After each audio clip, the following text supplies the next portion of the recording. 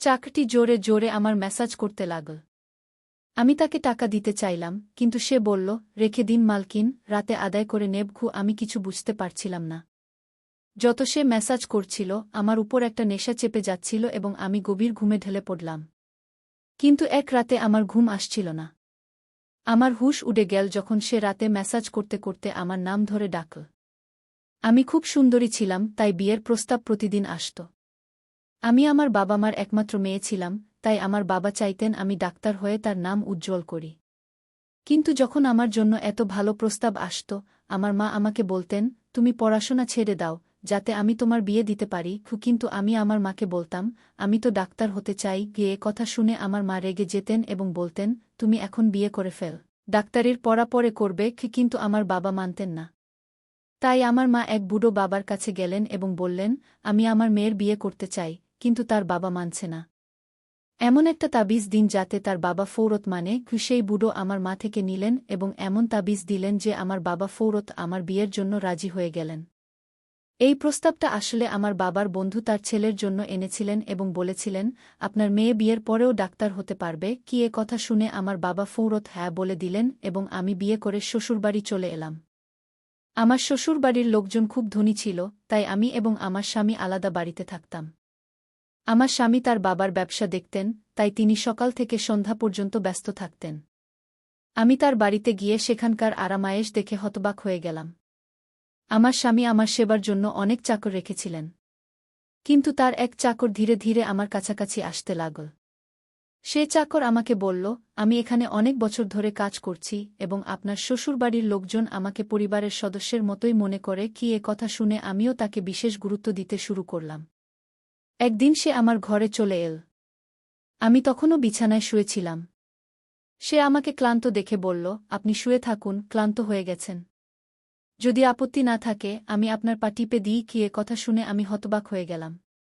আমি সুন্দরী ছিলাম, যুবতী ছিলাম, কিন্তু আমার স্বামী ছাড়া কোনো পুরুষ আমাকে স্পর্শ করেনি এবং কোনো চাকরকে কখনো আমার পা টিপতে দিইনি। তাই আমি ফৌরত না করে দিলাম, কারণ আমার ভালো লাগে না যে কোনো অপরিচিত ব্যক্তি আমাকে স্পর্শ করুক। এ কথা শুনে সে চুপ হয়ে গেল এবং আমার ঘর থেকে চলে গেল। তখনই আমি বুঝতে পারলাম যে আমি তার কথার উত্তর খুব কঠোরভাবে দিয়েছি। হয়তো সে আগেও আমার শ্বশুরবাড়িতে এমন কাজ করত, কিন্তু আমি স্পষ্টভাবে না বলে তার মন ভেঙে দিয়েছি। আসলে আমি খুব নরম মনের ছিলাম, তাই পরে আমার আফসোস হতে লাগল। আমি তার সম্পর্কে ভাবতে লাগলাম যে এই চাকরটি বেশ যুবক এবং সুন্দর। আমার এতে পা টিপতে দিতে খারাপ লাগে না। পরের দিনও একই ঘটনা ঘটল। চাকরটি আমাকে আবার একই কথা বলল। আমি সেদিন খুব ক্লান্ত ছিলাম, তাই আমি আমার পা বিছানা থেকে নিচে নামালাম এবং তাকে বললাম, তুমি আমার পা টিপে দাও। এ কথা শুনে সে খুশি হয়ে গেল এবং আমার পা টিপতে শুরু করল। সে এত ধীরে ধীরে পা টিপছিল যে আমার আবার ঘুম পেতে লাগল। এ দেখে সে চাকর বলল, মালকিন, আপনার ঘুম আসছে, আপনি বিছানায় শুয়ে পড়ুন, আমি আপনার পা টিপে দিচ্ছি। আমি যেন মাতাল হয়ে গিয়েছিলাম, তাই ফৌরত বিছানায় শুয়ে পড়লাম। সে চাকর বিছানায় চলে এল এবং আমার পা টিপতে লাগল। তারপর আমার কোনো হুঁশ থাকল না এবং আমি ঘুমিয়ে পড়লাম। আমি জানতাম না কতক্ষণ ঘুমিয়েছি। আমার চোখ খুলে দেখলাম সেই চাকর এখনও আমার পা টিপছে। এ দেখে আমার তার উপর দয়া হল এবং আমি হাত বাড়িয়ে আমার পার্স খুললাম এবং কিছু নোট বের করে সেই চাকরের হাতে দিলাম। এ দেখে সে লজ্জা পেতে লাগল, মালকিন, আপনি আমাকে টাকা দিয়ে লজ্জা দিচ্ছেন। আমার বেতন ভালো, আমার এই টাকার দরকার নেই। এ কথা শুনে আমি তাকে বললাম, এই টাকা তোমার পরিশ্রমের। এ কথা শুনে সেই চাকর আমার কাছ থেকে টাকা নিল এবং আমার ঘর থেকে চলে গেল। আমার স্বামী রাতে দেরি করে আসতেন, তাই আমি সন্ধ্যায় আবার সেই চাকরকে আমার ঘরে ডাকলাম এবং তাকে বললাম, তোমার ম্যাসাজে আমার খুব ভালো ঘুম আসে। তাই যতক্ষণ না আমার স্বামী বাড়ি আসে ততক্ষণ তুমি আমার ঘরেই থাকো। হয়তো চাকরটির টাকার লোভ হয়েছিল, তাই সে আমার কথা শুনে খুশি হয়ে গেল এবং বলল, আমি তো আপনার সাধারণ চাকর, আপনি যেমন বলবেন আমি তেমনি করব।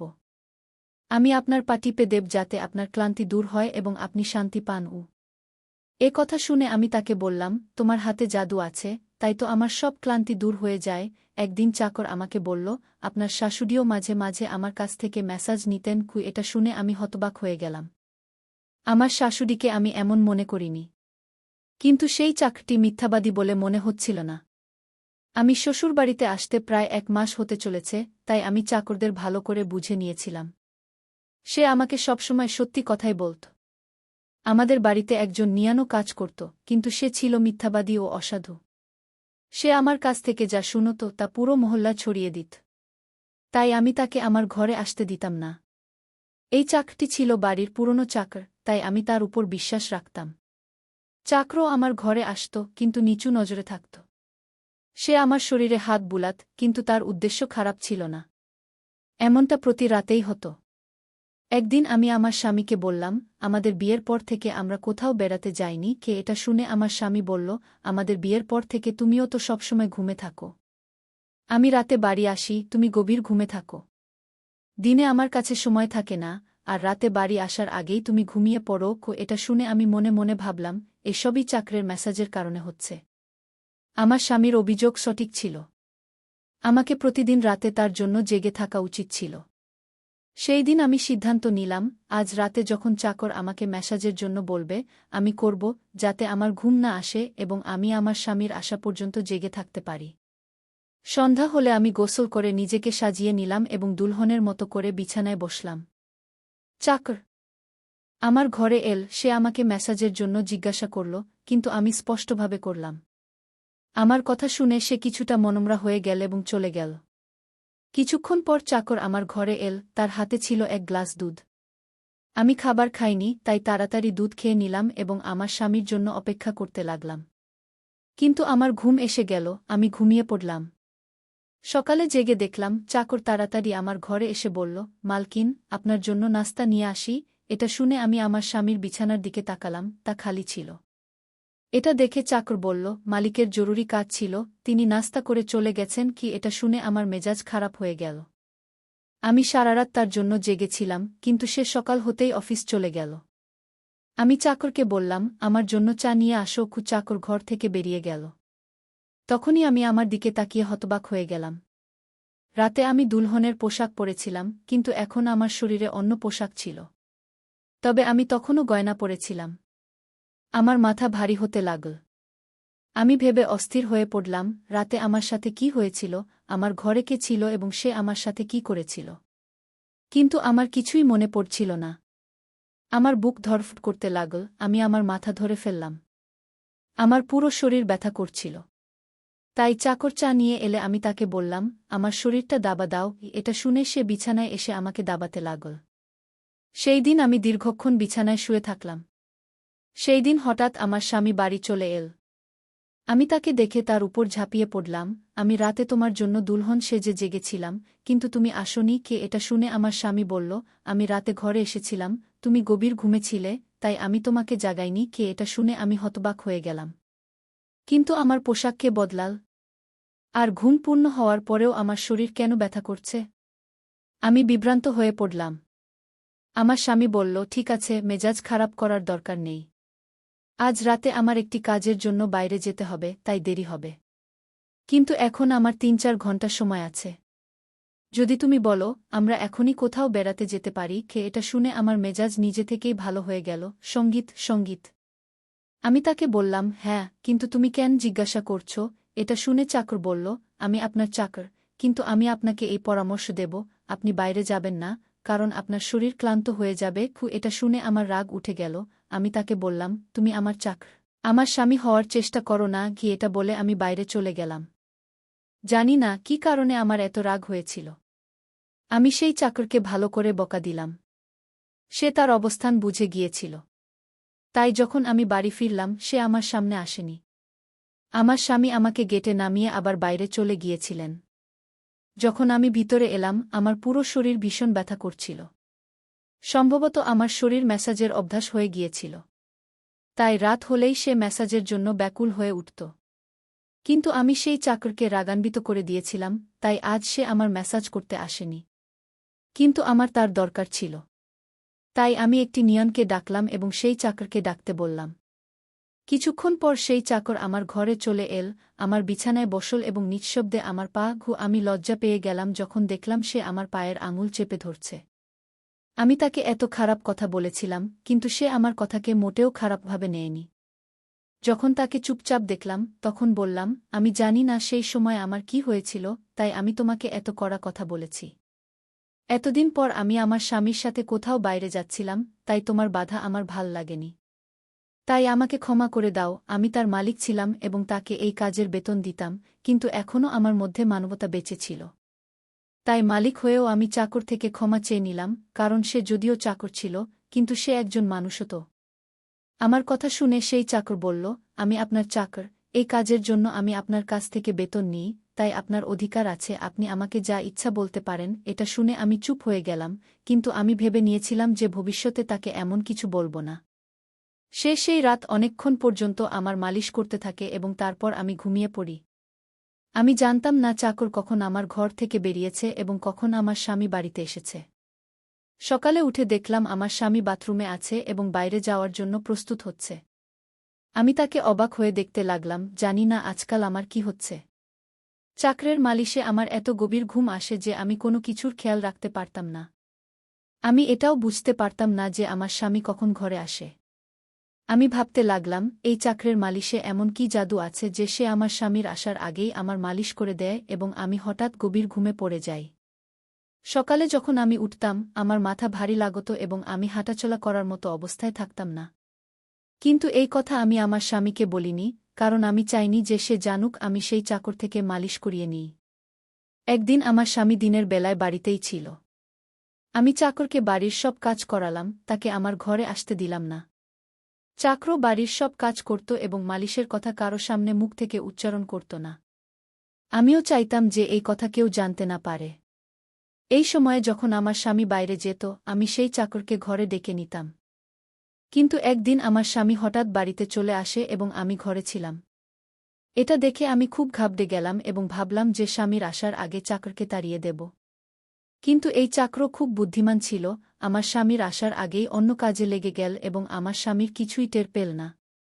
আমি বাড়ির নারী চাকরদের কাছ থেকেও মালিশ করিয়ে নিতে পারতাম, কিন্তু সেই চাকরের হাতে এমন কি জাদু ছিল যে আমি তাকে প্রতিদিন আমার ঘরে ডেকে নিতাম। আমি জানতাম না আমার কি হয়ে যাচ্ছে।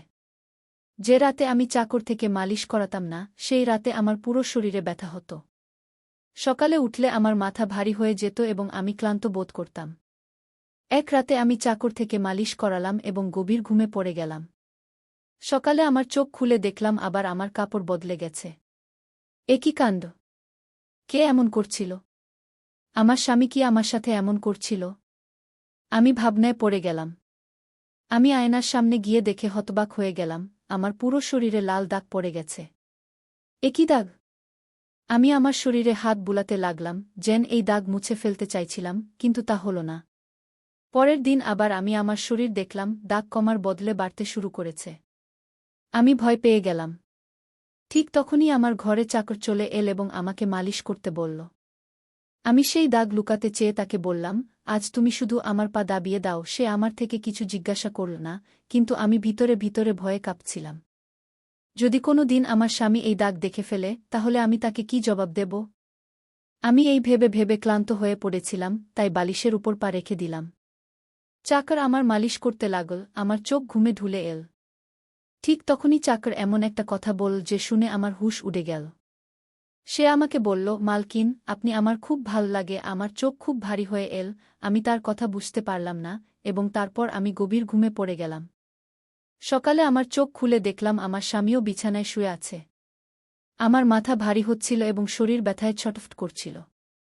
তবুও আমি আমার স্বামীর কাছে গেলাম এবং তাকে ধীরে ধীরে সেই দাগের কথা বললাম। আমি ভেবেছিলাম যে এই দাগ বাড়ছে, তাই আমার স্বামীকে কথা বলে দেওয়া উচিত। এটা শুনে আমার স্বামী আমার শরীর থেকে কাপড় সরালে সে লাফিয়ে উঠল। সে আমার থেকে দূরে সরে গেল এবং বলতে লাগল, তুমি আমাকে ঠকিয়েছ, বেইমানি করেছ, এবং তুমি তারই শাস্তি পেয়েছ। এ কোনো রোগ নয়, বরং তোমার অপরাধ। আমার মধ্যে কি কমতি ছিল যে তুমি আরেকজন পুরুষ খুঁজে নিলে? আমি কাজে ব্যস্ত ছিলাম, মরে গিয়েছিলাম না যে তুমি আরেকটা ফন্দি আটকালে। এটা শুনে আমি হতভম্ব হয়ে গেলাম। আমি তাকে বললাম, আপনি কি ধরনের কথা বলছেন? আমি নির্দোষ। কিন্তু আমার স্বামী হেসে উঠল এবং বলল, এই চিহ্নগুলো প্রমাণ করছে যে তুমি অপরাধী। এজন্যই আমার বাড়ি থেকে বেরিয়ে যাও।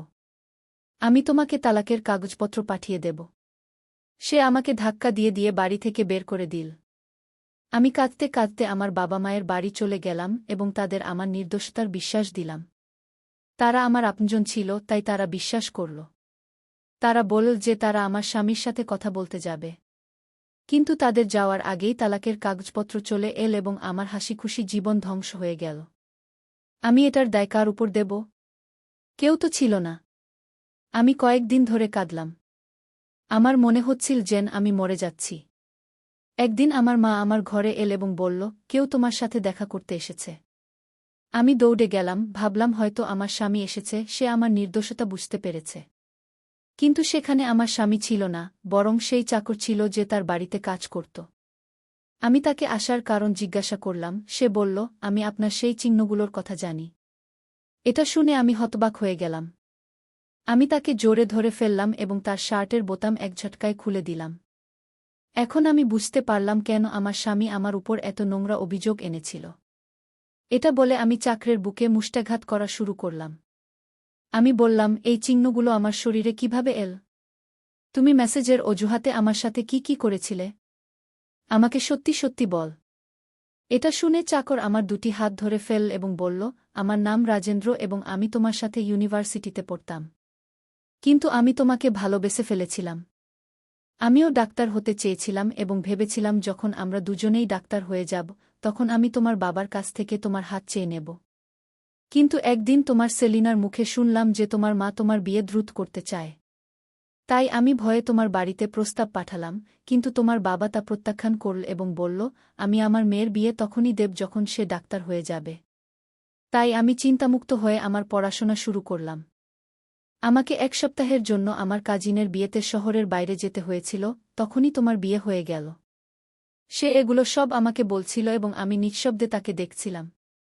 যখন আমি ফিরে এলাম, আমার প্রেমিকা অন্য কারো বধূ হয়ে গিয়েছিল। আমি তোমার ভালোবাসা ও পাগলামিতে তোমারই বাড়ির চাকর হয়ে গেলাম, যাতে আমি তোমার কাছাকাছি থাকতে পারি।